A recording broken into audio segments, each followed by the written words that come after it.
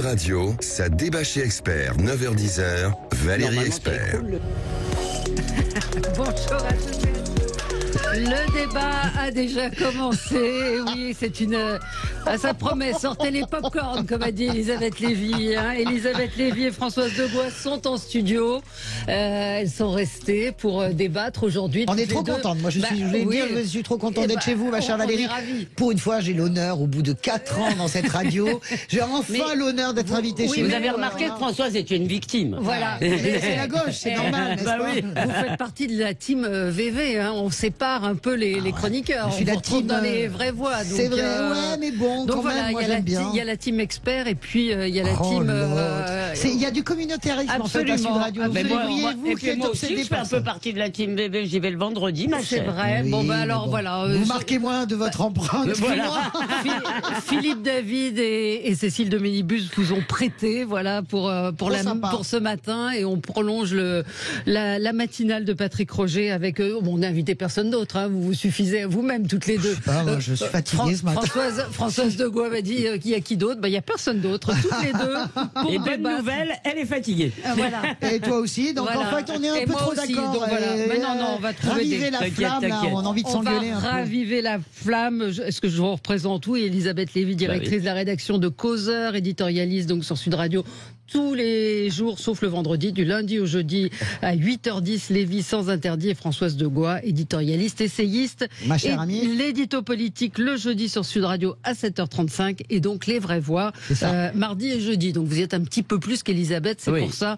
Et depuis plus longtemps. Voilà. Question classe, c'est tout. C'est une question de classe, c'est tout. Voilà. Non, mais je plaisante. Vous êtes l'aîné, c'est ça? Ah non, c'est elle l'aîné, je pense. Oui. Ah ouais. Je sais pas, on va pas commencer là-dessus. MeToo, 5 ans après, la France insoumise plus dangereuse pour la démocratie que le Rassemblement national. Vous serez peut-être pas d'accord là-dessus. Et puis l'école face aux tenues islamiques. On va en reparler évidemment avec vous. On vous a pas demandé. Il y a un truc qui vous a énervé dans l'actualité ce matin, en dehors de ces sujets-là? Moi, je me suis pas levé assez tôt pour que quelque chose m'énerve encore dans l'actualité. Sinon, si vous voulez, dans le plan sobriété du gouvernement, je sais pas si on va en parler des heures parce que on en a un peu assez en fait.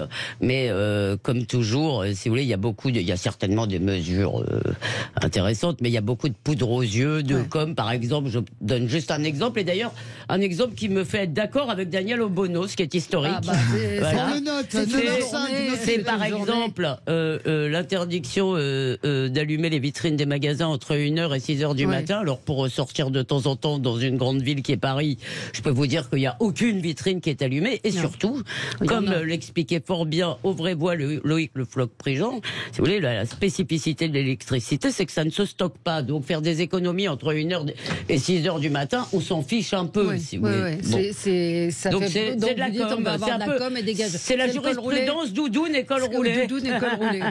Moi, je suis très énervé depuis plusieurs jours et de plus en plus depuis 48 heures avec cet affrontement Poutine-Zelensky mis littéralement en scène. Je suis de plus en plus agacé et de plus en plus inquiète, si vous voulez, par le traitement médiatique en fait de cette guerre. J'ai le sentiment qu'on est dans les prophéties créatrices, que ça fait 6 mois qu'on dit que la guerre aura bien lieu. Alors je repense à Jean Giraudoux, la guerre de Troie n'aura pas lieu, et que finalement je dis pas qu'il y a une forme de jouissance, mais voir, comment dirais-je, tous ces journalistes transformés en chefs d'état-major dans le QG de Zelensky, dissertant sur la taille des missiles, sur la taille des canons, sur les mouvements de troupes. Il y a quelque chose maintenant qui m'amène, moi, pas à la saturation, mais à beaucoup de points d'interrogation, comme s'il y avait une jouissance morbide, si vous voulez, et ça m'agace dans l'actualité tous les jours. Je pense que c'est grave, parce que c'est la première fois que j'ai une sorte de voile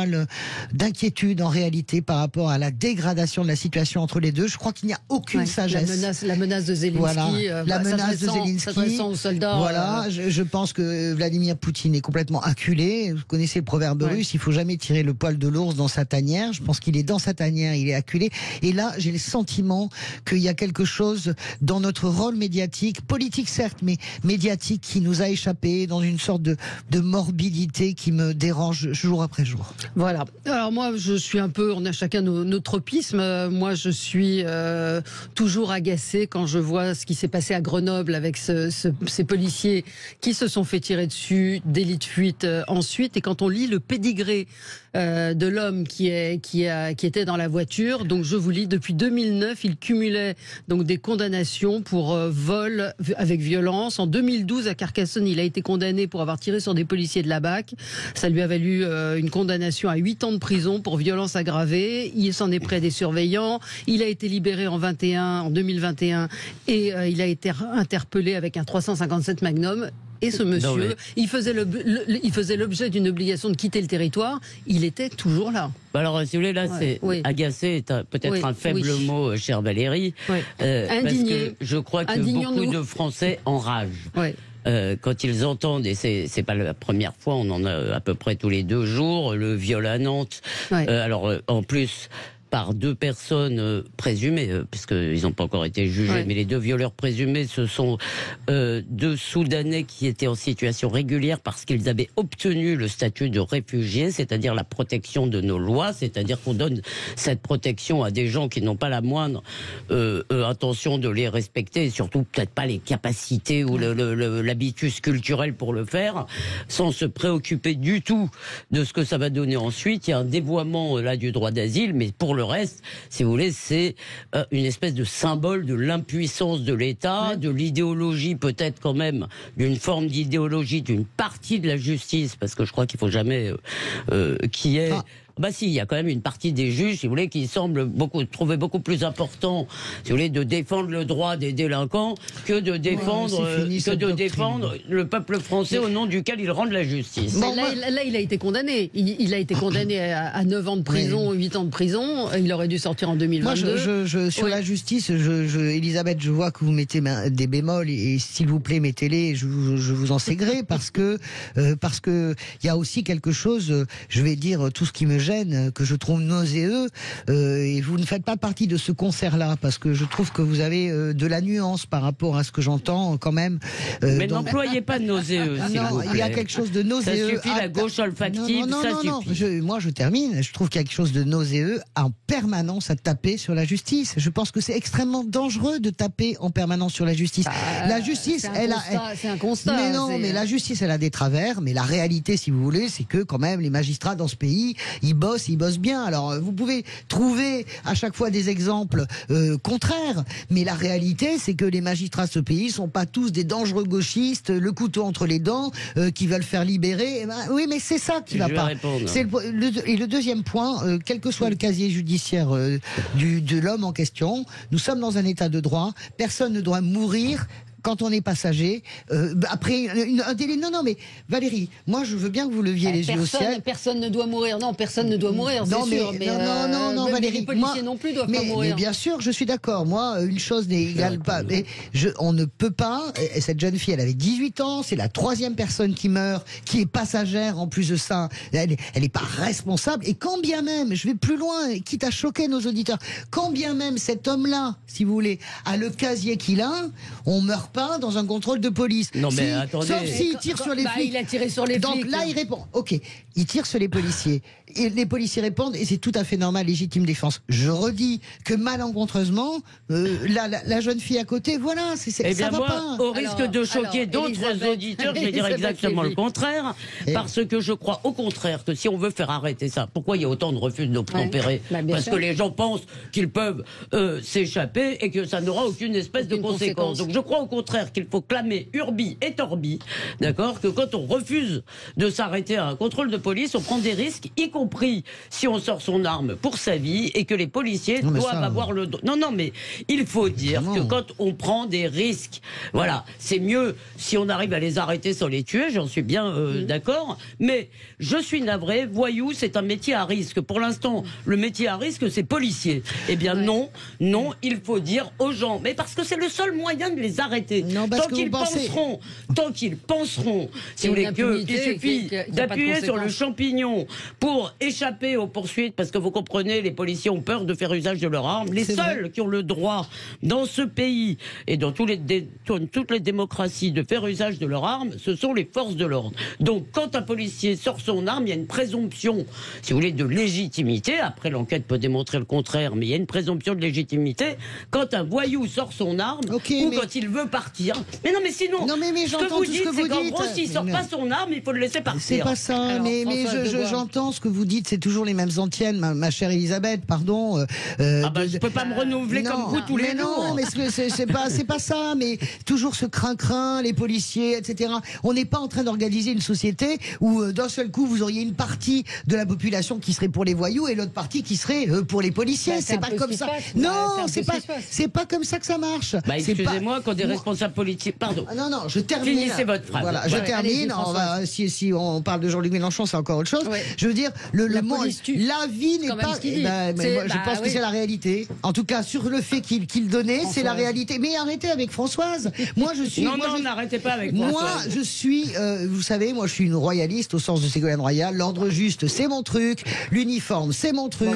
Je vais et alors, je pense. Vous arrête, on vous demande, on vous contrôle, vous arrêtez. Vous ne devez pas être condamné à mort parce qu'à un moment donné, vous ne vous arrêtez pas. Ou alors vous rétablissez la peine de mort, Valérie, parce que ça veut dire qu'il y a des crimes bien plus graves.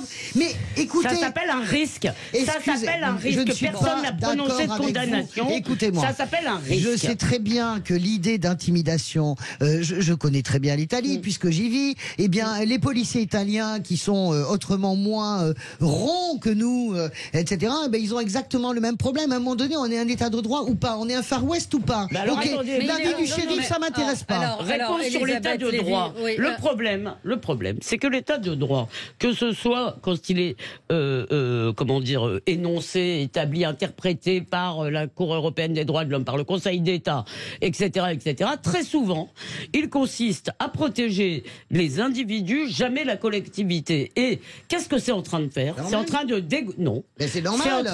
Si vous protégez la collectivité, vous devenez un État totalitaire. Ma chère Françoise, si vous pensez que protéger la collectivité, c'est être dans un État totalitaire. C'est pas ce que j'ai dit.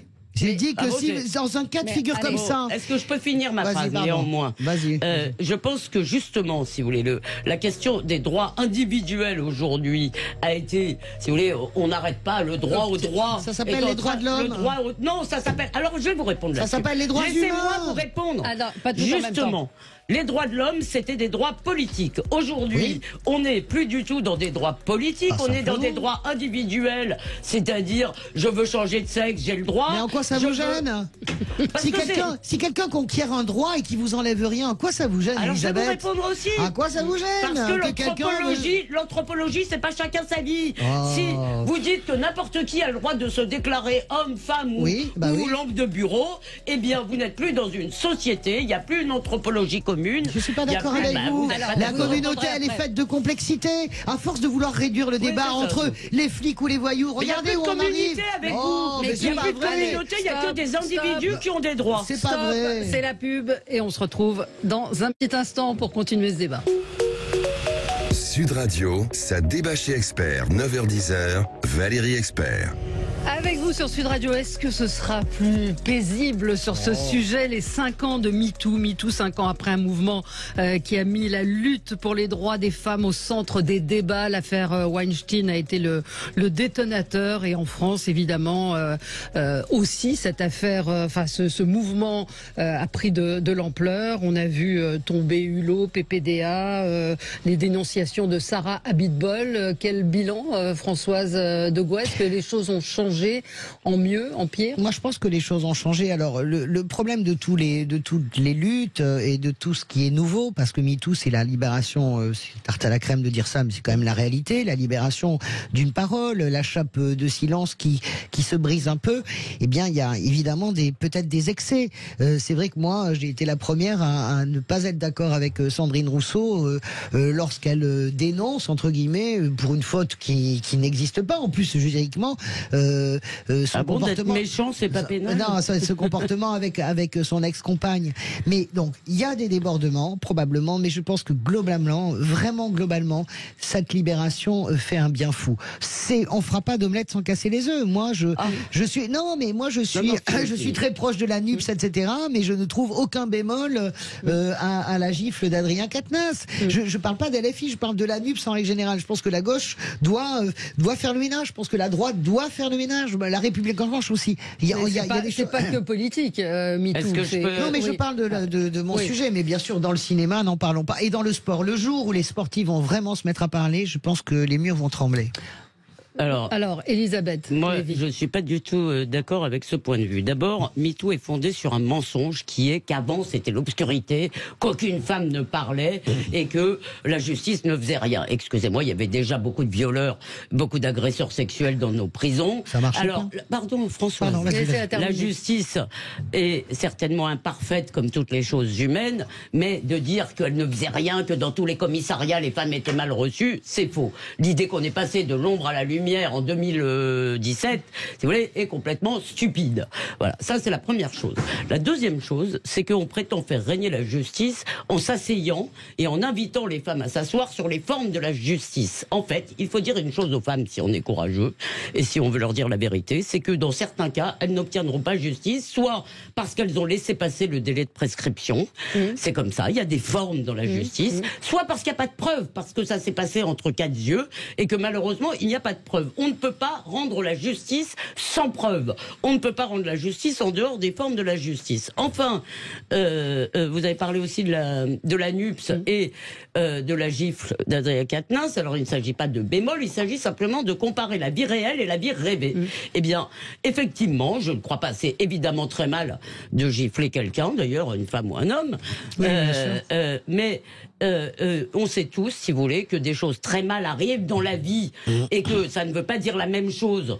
Si vous voulez, de laisser échapper une gifle dans un conflit qui peut être dans les deux sens, je le répète, moi je connais des femmes qui ont giflé des hommes aussi, hein. Je veux dire, qui peut et de tabasser sa femme tous les jours. Ça n'est pas pareil. Bien sûr que c'est pas bien, mais dans la vraie vie, on pardonne parfois des choses pas bien. Et dernièrement, et j'en finis là pour que tu puisses répondre, il y a une chose qui me dégoûte dans MeToo, si vous voulez, qui est vraiment le déballage de la vie privée.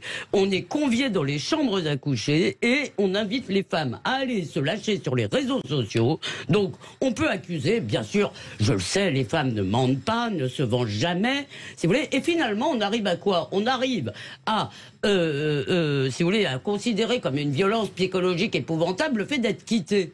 Eh bien non, les femmes ne sont pas des êtres à part, elles ne sont pas des choses fragiles, des hommes quittent des femmes quittent des hommes. C'est comme ça, ça fait partie de la vie. Des femmes quittent des femmes et des hommes quittent des hommes aussi. Absolument, je vous remercie. Et d'ailleurs, il y a des violences aussi dans les couples homosexuels. Et je pense que là aussi, lorsqu'il y aura un MeToo du monde gay, je pense que ce sera... il a déjà commencé. Oui, mais c'est assez mezzo voce, donc je pensais au monde du sport. Je ne voulais pas dire qu'on est passé de l'ombre à la lumière, je voulais dire qu'on est passé du silence le silence à la comment dirais-je, à la parole. Et c'est pour ça que c'est exceptionnel. Oui, vous dites il y avait rien. Non, il y avait pas grand-chose avant. Personne n'a. Sarah Abitbol, par exemple, dans le patinage artistique, raconte ce qui s'est passé. Il y avait une omerta totale. Donc ce mouvement a aidé aussi. Voilà, c'est ce que je veux dire. Ça a complètement désinhibé avec les excès que vous citez. Dire que dans tous les commissariats, les femmes étaient accueillies en mode tu l'as bien cherché, parce que c'est en fait aussi ça l'accusation. Non, mais pas vous, c'est pas ça. Mais il y a des gens qui disent oui, c'est comme dire ça évidemment. Mais il y a une grande difficulté à porter plainte et je trouve qu'il y a quelque chose de désinhibant dans le bon sens du terme sur MeToo. Après, et je reviens à notre discussion d'avant. Quel est notre problème à nous si des gens conquièrent de nouveaux droits? Moi, je crois pas du tout que ça fait de nous une société individualiste. Si les femmes s'expriment, ça fait de nous une société complexe qui est en mouvement. Une nation, c'est en mouvement. C'est pas quelque chose de figé. Et moi, je suis très attentive au fait que quand on conquiert des droits, quand des gens conquièrent des droits qui n'enlèvent rien aux autres, eh bien, il faut laisser cette progression-là. Et je trouve que contrairement à ce que pensent beaucoup de gens, je sais que c'est pas votre cas toutes les deux. Moi, je pense que MeToo est une je suis d'accord avec vous, ma soeur. C'est une progression réelle. Eh ben non, moi je ne crois pas, parce que je vais vous dire, qu'est-ce qu'on nous explique en gros, qu'il y a des excès comme dans toutes les révolutions. Eh bien moi je crois que c'est 1793 avant 89. Eh ben oui, mais laissez-moi finir. Allez-y. Excusez-moi, vous pouvez trouver ça, que c'est pas grave que des hommes soient jetés en pâture. Mais quels hommes? Quels hommes? Non mais quels hommes? Parce que vous n'avez pas vu des hommes sur les réseaux sociaux jetés en pâture. Combien? À part Éric Briand, le premier. Écoutez, moi je peux vous en citer. Non, je ne vais pas vous citer des amis à moi qui ont été balancés parce que c'est des dragueurs. Excusez-moi, non, je ne vais pas moi j'en ai pas vu beaucoup. J'en ai pas vu. J'ai pas vu beaucoup. Vous n'en avez pas vu, moi je les vois. Et alors, vous savez, il y a un texte de Hannah Arendt qui s'appelle Eggs Speak Up, c'est-à-dire les œufs se révoltent. Parce que cette affaire des œufs qu'on peut casser pour faire l'omelette de l'histoire bien baveuse, eh bien, c'est un germe de totalitarisme. Et moi, ce que je vois dans MeToo, c'est un mouvement totalitaire de lutte des places. Parce qu'en fait, qu'est-ce qu'il y a derrière? Il s'agit de dire au toit de là que je m'y mette. Et on va réparer des siècles d'injustice par une injustice contraire. Écoute, moi, franchement, je vous dis, je vous donne rendez-vous dans 5 ans, les filles. Et j'aimerais savoir ce que... Et en plus, moi, dernière chose, j'en ai ras-le-bol que les femmes soient présentées comme des petites choses, des victimes.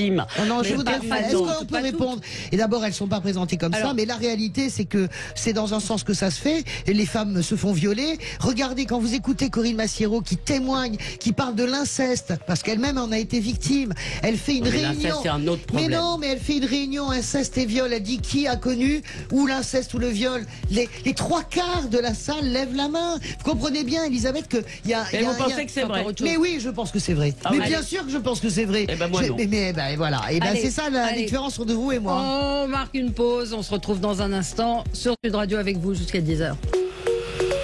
Sud Radio, ça débat chez Expert, 9h-10h, Valérie Expert.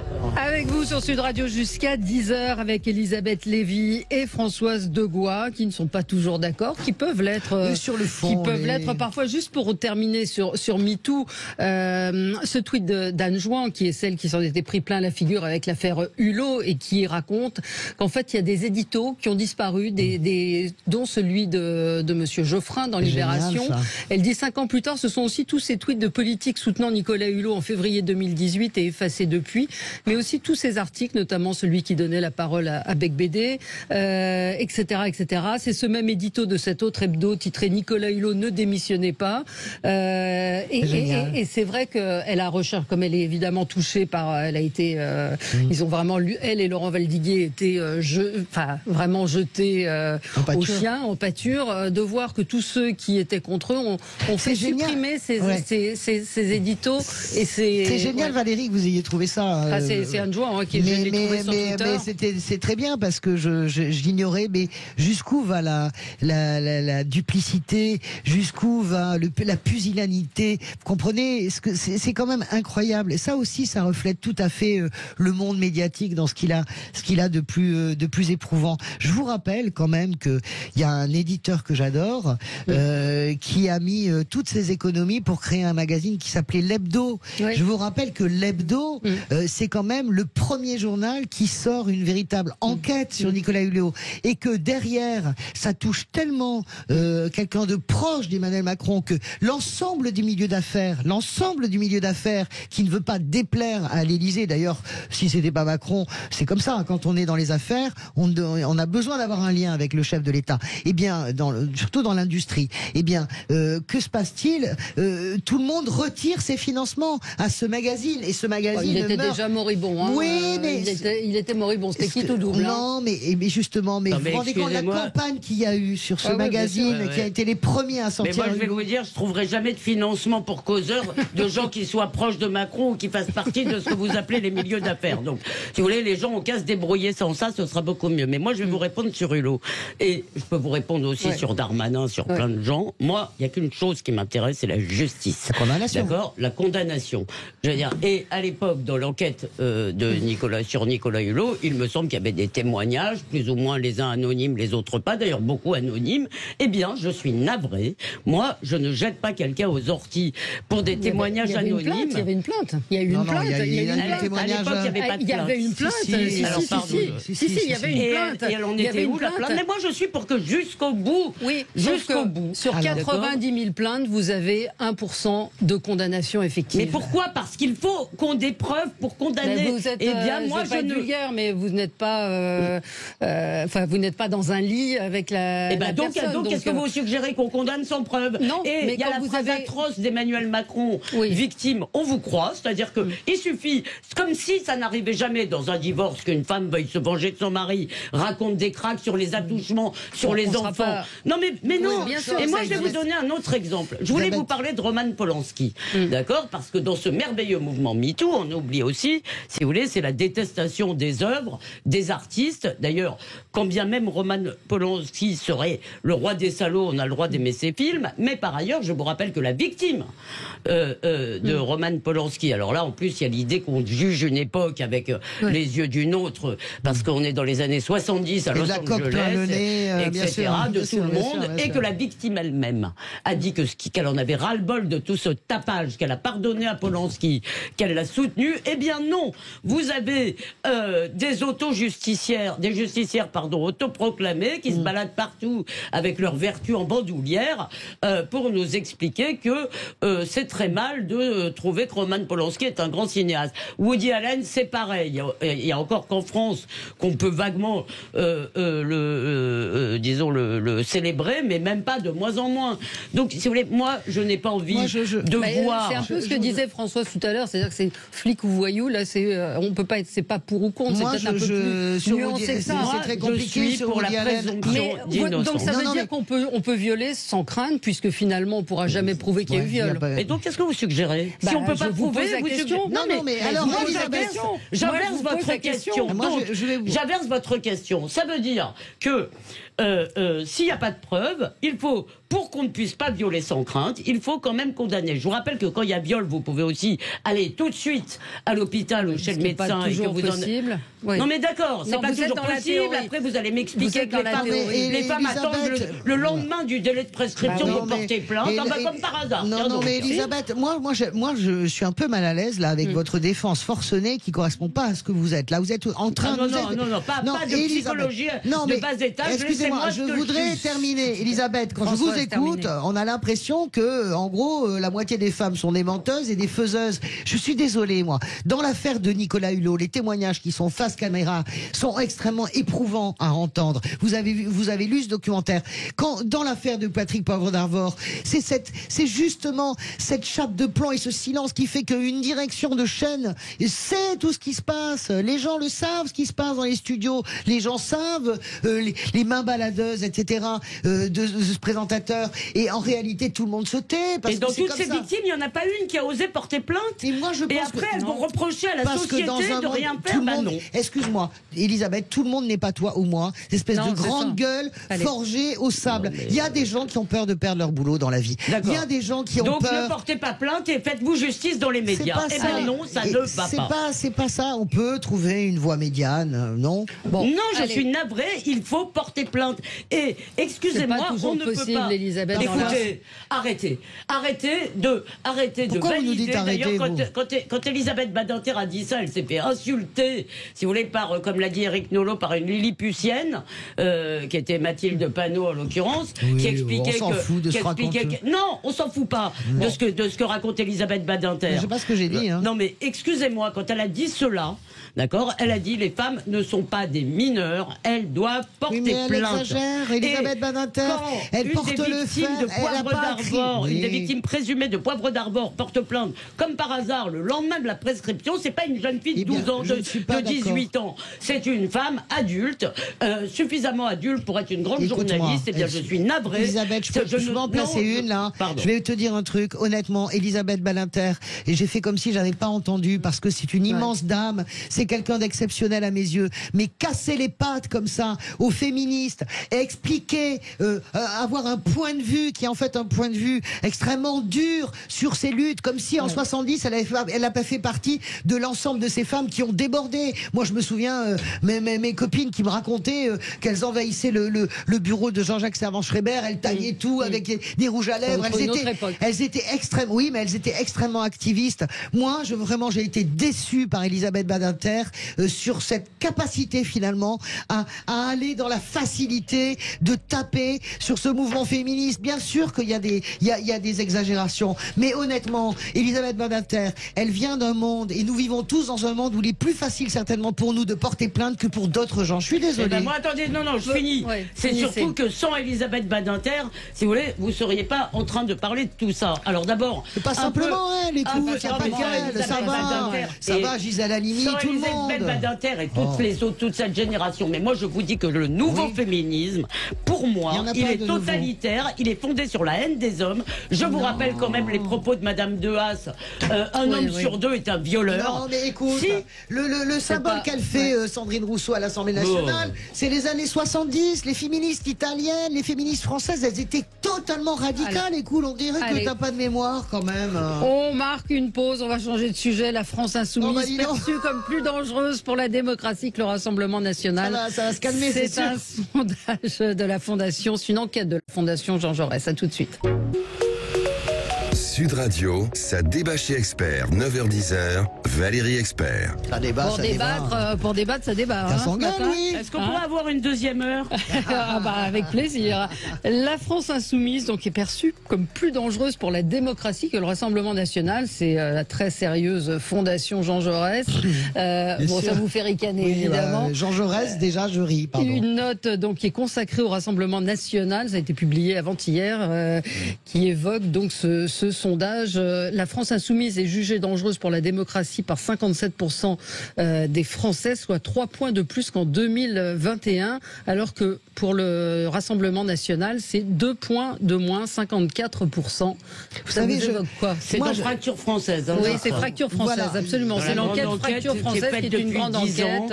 Et là, ils l'ont faite avec 10 000 personnes. Oui, et qui suit l'évolution de la société. C'est quand même une enquête. L'enquête est sérieuse. Après, vous pouvez critiquer les résultats, je vais le faire aussi. Moi, je suis, si vous voulez, je connais tellement toutes ces arcanes-là. Je viens aussi de ce monde. J'ai 2 vies, moi, d'éditorialiste et de conseiller politique. Je sais absolument comment on fabrique des notes. Je fais partie des gens qui s'étaient... 10 000 personnes. Non, mais ça veut dire que vous jetez l'opprobre sur les instituts de sondage quand ça vous va pas. C'est pas ça, pas du tout. Non, je ne pas l'opprobre sur des instituts de sondage. Je dis que qu'est-ce qui a fait la poule ou qui a fait l'œuf? Est-ce que vous vous rendez compte depuis qu'Emmanuel Macron a obtenu ce qu'il voulait, c'est-à-dire les voix de l'électorat de Mélenchon qui se reportent sur lui au second tour, ou au moins qui n'aillent pas sur Marine Le Pen. Depuis qu'il a obtenu cela, parce que je vous rappelle que dans l'entre-deux tours, la France insoumise, c'était pas ce dangereux ennemi plus dangereux que le Rassemblement national. Depuis cela, c'est un festival de tabassage sur la France insoumise, sur la NUPS. Et qui a fait la poule et qui a fait... C'est vrai, ils n'ont rien fait. Non, mais qui a fait la poule, qui a fait l'œuf? C'est complètement disproportionné. Ce que Mélenchon ramasse, c'est disproportionné. Ce que Olivier Faure ramasse, c'est disproportionné. Et on sait très bien comment ça fonctionne. On sait très bien comment ça marche. On sait très bien qu'est-ce qu'on installe à nouveau. On recommence. Marine Le Pen, la droite. Et un jour, ce truc-là va complètement exploser en vol. Voilà ce que je vous dis. Et quand je vous dis la Fondation Jean Jaurès, je les aime bien. Je connais Gilles Ficachat. Plutôt à gauche. Mais oui, mais c'est cette gauche-là qui est évidemment ce qu'est la NUPS. C'est la gauche. C'est un sondage. Excusez-moi, est-ce que je peux quand même réagir? Mais c'est un sondage. Comment voulez-vous avoir une vision? Je termine. Comment voulez-vous avoir une vision juste quand vous avez une formation politique, la France insoumise, et plus largement une coalition de gauche qui ramasse le traitement médiatique qu'elle ramasse? Vous avez combien d'éditorialistes de gauche? Non, c'est pas une blague. C'est une blague. Vous n'écoutez jamais France Inter, vous lisez pas Le Monde. Non, François. Elisabeth, je commence et je finis. Vailly. Donc, Ce qui est étonnant, vous pouvez critiquer ce que disent les Français dans ce sondage. Ça, vous avez parfaitement le droit. Simplement, même moi, qui souvent suis un peu critique sur les sondages, j'ai d'ailleurs parlé de fracture française ce matin, mais plutôt du traitement qu'en avait fait Le Monde, qui ne veut pas voir tous les thèmes sécuritaires.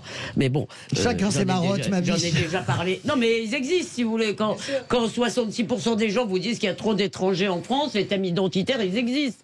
Donc, mais Zemmour fait 7%. Qu'on veuille le voir. Mais attendez, permettez-moi, je veux bien qu'on fasse tout, mais là, je vais quand même répondre. Donc, premièrement, je crois que l'enquête qui a été faite d'ailleurs par l'IFOP de notre cher ami Frédéric Davy est une enquête absolument sérieuse, surtout que cette année, ils sont passés à 10 000. C'est une enquête qui a l'intérêt d'être faite depuis 10 ans. Donc, on peut suivre un certain nombre d'items. Et c'est très intéressant parce que c'est quand même une plongée dans la société française. Ceci étant, je ne crois pas du tout que la France insoumise subit un traitement médiatique. Au contraire, par rapport au Rassemblement national, personne ne défonce l'extrême gauche. Enfin, pas personne, mais disons que les grands médias, grands médias tels que Le Monde, France Inter, bon, Libé qui n'est peut-être plus un grand média, et un certain nombre d'autres, au contraire, une indulgence à mon avis et des yeux de chimène, si vous voulez, pour la France insoumise. Pour la France insoumise. Maintenant, je vais vous répondre sur le fond. Moi, je crois que je ne crois pas du tout. Ça fait des années que je le dis quand on me dit il y a une droite républicaine et que le RN serait dangereux. Je dis toujours en quoi. En quoi? Et je ne vois pas, on me répond jamais, il n'y a jamais de réponse précise, parce qu'il n'y a plus rien. Vous pouviez parler de Jean-Marie Le Pen, le Front National, le Rassemblement National, vous ne pouvez pas leur dire. Maintenant, je ne dirais pas, moi, que la France insoumise est un danger pour la démocratie, je dirais qu'ils abîment la politique. Je dirais que leur comportement, je ne crois pas qu'il soit dangereux, je dirais que leur comportement à l'Assemblée, avec le petit Boyard qui refuse de serrer la main d'un député Rassemblement National, avec leur arrivée habillée, si vous voulez, de façon olé, parce que vous comprenez, c'est tellement cool les jeunes de ne pas être en costard-cravate. Et alors c'est grave, ça? J'ai le droit de penser ce que je pense, si ça vous ennuie pas. D'accord? Je dis que leur façon de se comporter à l'Assemblée, que les mots qu'emploie Madame Obono, les mots qu'emploie Madame Panot, si vous voulez, leur façon d'avoir deux poids. Moi, j'ai défendu Jean-Luc Mélenchon et les autres sur les affaires MeToo dont on vient de parler, si vous voulez, et j'ai trouvé que Jean-Luc Mélenchon, d'ailleurs, c'était très bien défendu chez Léa Salamé, mais la façon, leurs deux poids, deux mesures, c'est-à-dire quand c'est chez les autres, il faut immédiatement démissionner, et quand chez eux, ils trouvent des excuses, tout ça ne va pas. Mais maintenant, moi, je suis démocrate, justement, ces gens ont été élus, ils ont été élus parce qu'ils ont porté, à mon avis, à tort, mais ça, les électeurs décident, un espoir sur d'autres choses qui me paraît, l'espoir en tous les cas est légitime, donc je ne dirais pas qu'ils sont dangereux pour la démocratie, je dirais que l'Assemblée c'est aussi fait pour s'engueuler et qu'on n'est pas non plus des petites chochottes. Voilà, alors je vais rejoindre, moi j'aime infiniment, je le dis souvent, mais j'aime vraiment relire les discours politiques de Victor Hugo, et quand vous relisez le discours sur la misère, c'est-à-dire en une nuit, en fait, Victor Hugo passe en gros du camp d'Édouard Philippe à celui de Jean-Luc Mélenchon en un discours, le discours de la misère. Enfin, de Victor Hugo à Mathilde Panot, excusez-moi. Je voudrais juste dire que quand vous relisez dans la collection bouquins Robert Laffont, que vous relisez, vous avez ce qu'on appelle les didascalies, c'est-à-dire toutes les mises en situation, c'est-à-dire en dessous, on raconte comment ça se passe dans l'hémicycle. Mais honnêtement, les peignés que se mettent les parlementaires depuis la première, la deuxième, la troisième, la quatrième République, voilà les peignés que se mettaient Jules Guesde et comment dirais-je Jean Jaurès sur le socialisme. Mais enfin, mais vous admettrez, et ça n'est pas que le LFI. Je termine. Pardon, mais juste là-dessus. Vous admettrez que le langage, par exemple, vous auriez aussi pu citer Blum et Maurras. Déjà, mais à part qu'eux ne faisaient pas semblant comme ces gens de la France insoumise qui ont leur vapeur en permanence et qui surtout ne veulent pas serrer la main ou croiser. C'est pas le problème. C'est un député RN. C'est un député. Eh bien, le problème. Je voudrais finir. J'ai pas fini, Elisabeth. Vous avez parlé sans plombe, donc je veux dire. Ouais, c'est vrai. Deux plombes et demi. Allez-y, Françoise. Non, je voudrais finir en disant que là où je vous rejoins, le premier point où je vous rejoins, c'est que on n'est pas des chochottes. La vie parlementaire, ce que je voulais dire, ça n'a jamais été un long fleuve tranquille en France.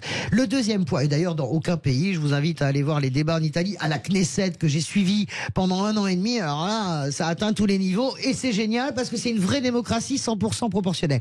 Le deuxième point sur lequel je rejoins Elisabeth, mais peut-être pas pour les mêmes raisons, je pense que la question est stupide. À partir du moment où vous avez des partis qui sont reconnus, sinon si le Front National est dangereux, eh ben on l'aurait interdit depuis le début et la France Insoumise aussi. À partir du moment, l'idée de danger, vous comprenez ce que je veux dire? Ça induit ce poison lent, toxique, où on continue à cliver les choses. Oui, mais là il y a un petit problème justement, c'est que vos chers amis de la NUPES n'ont plus qu'une identité depuis fort longtemps. Ils ont passé, enfin c'est pas la seule bien sûr, mais ils ont passé leur temps à nous expliquer que le Rassemblement National était un danger pour la démocratie, que c'était le parti de la haine. Quand j'entends Daniel Obono dire mange tes morts ou mangez vos morts, grave, pardon, vous trouvez que c'est pas grave, oui. Vous trouvez que c'est vous trouvez que c'est pas grave. Quand je l'entends, si vous voulez, je me dis qu'il y a un parti de la haine à l'Assemblée, c'est pas le Rassemblement National. Maintenant, si vous voulez, l'Assemblée, la politique, c'est fait pour représenter et civiliser les conflits. Moi, je déplore la baisse du niveau général. Voilà. Et par ailleurs, je déplore que vos chers amis de la NUPES, si vous voulez, disent que non seulement ils s'engueulent dans l'hémicycle, mais surtout, ah là là, ils ont peur de rencontrer à la buvette un député du Rassemblement National. Bon, écoute, or, le Rassemblement... Ou au foot. Non, ou au foot. Ouais. Or, ces gens, le Rassemblement National représente aussi le peuple français. Ils ont 90 députés. Okay. Donc, le moindre des respects. On n'est pas là-dessus. Mais le danger exprimé. Non, mais le mot de danger, c'est aussi par les idées civilisationnelles portées par la France Insoumise. Bon, écoutez, vous entendez Daniel Obono ce matin qui dit qu'il n'y a pas de tenue islamiste. Bon, excusez-moi, je veux répondre. À partir du moment où on pose cette question, on induit évidemment le poison de la division. Je dis pas du tout que Frédéric Dabi, il a une commande. Cette question-là, elle est commandée. C'est pour ça que je vous dis que la mise en scène permanente, en gros, plutôt l'extrême droite que la gauche, eh bien, ça mène toujours aux mêmes causes et aux mêmes effets. C'est marrant, on dit extrême droite. Oui, mais il reste pas longtemps. Il faut que il reste pas longtemps. Donc je termine juste en disant que je considère en plus que le traitement médiatique qui est réservé à la gauche est détestable. Et je salue Sud Radio parce que c'est un des rares endroits où il y a encore une éditorialiste de gauche, en l'occurrence moi. Oui. Vous voulez écouter ce qu'elle disait ce matin, Daniel Obono? Bien sûr, sur les tenues. Non, mais justement, alors moi, écoutez-la. Écoute-la. Vous avez contre le fait que des jeunes aillent avec des robes islamistes, que des abayas. C'est les abayas, les camis. Vous ne connaissez pas? Il y a plusieurs types de vêtements. Enfin, tout cela, je crois que c'est à nouveau une agitation autour de l'obsession qu'il y a dans ce pays, autour de tout ce qui a trait avec la religion musulmane, ou ce qu'on pense avoir attrait à la religion musulmane. Visiblement, je ne suis pas sûre. C'est interdit dans les écoles. Donc, écoutez, si ce sont des tenues qui sont interdites certainement pour de bonnes raisons, en tout cas je l'espère, il faut que les règlements des écoles soient respectés, bien entendu. Comme vous avez dit, Globi-Boulga, juste, comment dire, évidemment sur cette question, moi je pense que la France Insoumise est un parti dangereux, disons, pour la France, parce que c'est leur problème, c'est leur choix, c'est un choix politique, mûrement défendu. Jean-Luc Mélenchon, qui était le plus grand des laïcs il y a 10 ans, est devenu islamo-gauchiste, c'est son droit. Il a été élu malgré, enfin pas lui, mais ses députés ont été élus nonobstant cela, donc c'est plutôt aux électeurs que j'en ferai le reproche, parce que maintenant tout est sur la table. Nous le savons. Maintenant, je suis quand même étonné quand Françoise nous parle de l'extrême droite et de la gauche. C'est extraordinaire. Donc d'un côté, il y a l'extrême droite, extrême c'est pas bien, et de l'autre côté, il y a la gentille gauche qui, elle, n'est pas extrême. Si, vous avez dit l'extrême droite et la gauche. Est-ce que je peux finir? Arrête de hurler comme ça. Bien sûr que je pense qu'il est indigne, vous faites ce que vous voulez pour l'extrême droite, mais on peut pas classer. Il faut ne rien connaître à la science politique pour classer, par exemple, la France Insoumise à l'extrême gauche. Ça n'existe, mais c'est pas vrai. Mais ça n'est pas vrai. On est vraiment tous des crétins. Non, mais bien sûr. Nous sommes des ignorants. Non, mais quand vous entendez Daniel Obono qui dit c'est quoi une tenue islamiste, j'allais vous dire que la gauche, comme ça ne vous a pas échappé, elle est plurielle. Et la France Insoumise aussi. Je ne suis pas du tout certaine que Jean-Luc Mélenchon soit sur la ligne de Obono. En tout cas, moi, je ne suis pas. Moi, je vote NUPS, par exemple, aux législatives, et je ne suis pas sur la ligne de Daniel Obono. Pas plus que vous ne devriez pas voter NUPS. Mais parce que c'est beaucoup plus important que de savoir s'ils sont pour l'assurance chômage ou pas. Mais raconte pas n'importe quoi. À partir du moment où on a envie de complexité, parce que c'est la complexité, c'est la grandeur d'un pays, et ben vous êtes binaire. Je suis désolé, je l'apprends ce matin. Je suis bête comme chacun sait. Mais si, j'ai pas dit que t'étais bête. J'ai pas dit que t'étais bête. Non, je veux faire une phrase. Je dis simplement que je suis fascinée quand des gens prennent un sujet aussi grave pour l'avenir de la France. Mais Obono représente combien? Écoutez, il y a eu énormément d'enquêtes sur la France insoumise et sur la façon dont ils ont... Quelles enquêtes? Mais arrêtez ce cinéma. Il y a eu énormément d'enquêtes. On va pas...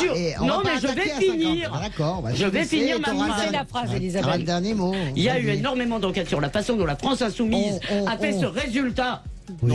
A fait ce résultat aux élections, mais bien sûr, il n'y a que Françoise de Gois qui connaît la complexité du monde. Et bien sûr, dire que Mélenchon est islamo-gauchiste, c'est surtout ça veut rien dire l'islamo-gauchisme. Surtout la vérité, c'est une espèce de hocher fabriqué par les réactionnaires, on va le dire comme ça, pour faire peur aux enfants. Donc Charb était un réactionnaire quand il écrit lettres ouvertes. Et Ries est un réactionnaire quant au procès de Charlie Hebdo. Ça veut rien dire. Je le regrette. Je le regrette. Parce que Mélenchon. Excuse-moi, je le regrette parce que Mélenchon, il a prononcé un discours pour la mort des gens de Charlie. Il n'y a pas un seul politique qui a été à ce niveau-là de puissance et de compréhension. C'est marrant parce que vous n'avez pas écouté Ries au procès qui a eu lieu 5 ans après. C'est de la politique, Ries. C'est de la politique. Ça vous ennuie pas que je termine? Charb si ça vous ennuie pas. C'est pas bien. Mais c'est pas bien. Non mais ça suffit, Françoise. Maintenant, je vais finir. Allez-y. Bon. Ries, au procès de Charlie Hebdo, d'accord, a pointé directement Jean-Luc Mélenchon comme étant, je veux dire, comme faisant partie des gens dont la complaisance a été assez honteux. Mais c'est honteux. Allez donc le leur dire. C'est honteux de dire que les attentats de Charlie sont liés à des gens comme Jean-Luc Mélenchon. C'est honteux de le dire. Mais c'est honteux. Lettre aux escrocs de l'islamophobie qui font le jeu Jean-Luc Mélenchon, il excuse les terroristes. Enfin, c'est honteux. Arrêtez. Rien que pour ça. Il a défilé par la suite. Mais après, on parle de Charlie. Mais en fait, votre énervement montre que vous savez que vous avez tort. C'est pas vrai. Moi, j'ai une conviction. Vous me laissez pas parler. C'est fini. J'ai une conviction. C'est honteux et indigne, Ries ou pas Ries, de dire que un homme politique comme Mélenchon est absolument lié, d'une certaine manière, à des attentats. C'est lamentable que vous le défendiez. Par la suite. Mais enfin, mais quelle suite? Par la suite. Je dis qu'il a défendu des islamistes. Il a défendu des islamistes. Qui l'a défendu comme islamiste? Qui l'a défendu comme islamiste? Quand il manifeste aux côtés de cette marche où il y avait des islamistes. Bien sûr, mais où est-ce que quand le Rassemblement national, mais quand le Rassemblement national, ça vous gêne pas quand Marine Le Pen, tous les mecs du Rassemblement national qui aident des frères musulmans et qui livrent même des armes, ça vous gêne pas? Ça gêne pas. C'est la vérité ou pas? Est-ce que c'est vrai? Est-ce que c'est vrai ou pas? Est-ce que des membres du Rassemblement national n'ont pas livré des armes? Je le demande à tous les commandos et notamment le commando Kouachi. Vous avez 3 secondes pour répondre. Vrai ou faux? Oui, bien sûr. Frédéric Chatillon, par exemple. Il a été condamné pour avoir livré des armes aux islamo-gauchistes. La réalité, et vous avez des gens. Il y a un discours politique d'un côté. Vous avez des idées. Bon, il faudra 2 heures. On va demander 2 heures la prochaine fois. Vous avez des sympathisants du Rassemblement national qui sont dans les marches avec les frères musulmans. Allez, merci à toutes les deux. La prochaine fois, on prendra encore plus de temps. Merci. On s'adore. Mais on peut rester si vous voulez.